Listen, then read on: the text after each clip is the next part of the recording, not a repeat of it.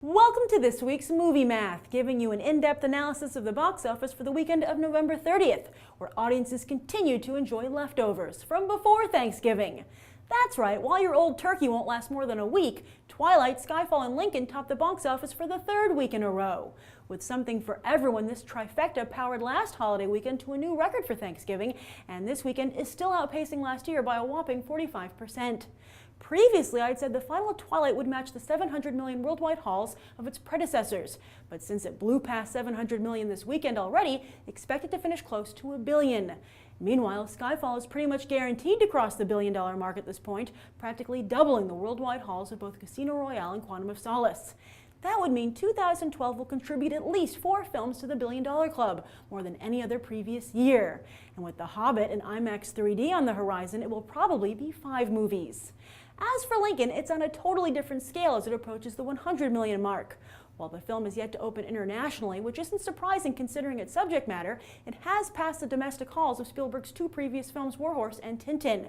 However, Lincoln has become Daniel Day-Lewis's most successful showing here in the US. If you're wondering though, adjusted for inflation, The Last of the Mohicans is his most successful domestic film, while Gangs of New York is his most successful film worldwide. Yes, we'd just love to see him act out the history of our country. Imagine if he and Kevin Costner made a movie together. It would be like the American History Avengers. Wasn't there a movie that opened this weekend? Oh yes, looks like Killing Them Softly lived up to its name, making hardly a whimper as it was dead on arrival at number 7. This was Brad Pitt's lowest debut for one of his films in wide release since his first starring role way back in 1992 with Cool World. And of course, adjusted for inflation, this is still worse. Nobody should be that surprised though, considering that his last collaboration with Andrew Dominik, which opened in limited release, only grossed $3.9 million total. At least that flick walked away with Oscar nods for Best Supporting Actor and Best Cinematography, but with this year's overcrowded race for the gold, I don't think Pitt and Dominik will be getting any last-minute saves. There is also The Collection, the horror sequel to 2009's The Collector, which opened exactly on par with the original. Seems the flick didn't gain any audience, but didn't lose any either. As for the rest of the box office, the Thanksgiving crop of movies have yet to find their turkey legs. The biggest failure is Rise of the Guardians, which is DreamWorks Animation's biggest flop since they were making 2D movies. At this point, it's even doubtful the pick will reach the century mark, which will be devastating for a film with a $145 million price tag, not including prints and advertising. That's too bad, as word of mouth on the film is quite good, but from what I've seen online, the consensus seems to be that Sons of Anarchy Santa is what's turned off most moviegoers. Why haven't you seen Rise of the Guardians? Then there's the 100 million Life of Pi, which is only halfway to breaking even.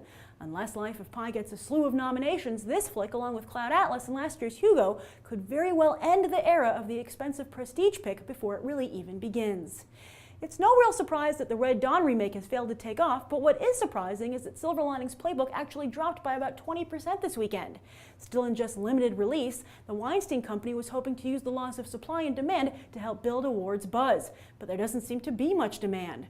It will be interesting to see how this affects the film's shot at the gold, although many are saying the Best Actress race is pretty much all sewn up for Jennifer Lawrence anyway. As for this coming weekend, the sole new release Playing for Keeps is expected to do even worse than Killing Them Softly. So have you seen Twilight, Skyfall, or Lincoln? Or you could always throw your support behind one of these poor Thanksgiving movies. And that's the weekend box office. I'm Grace Randolph and we just did some movie math. As always, thanks for watching. And I hope you'll go beyond the trailer for these other top movies.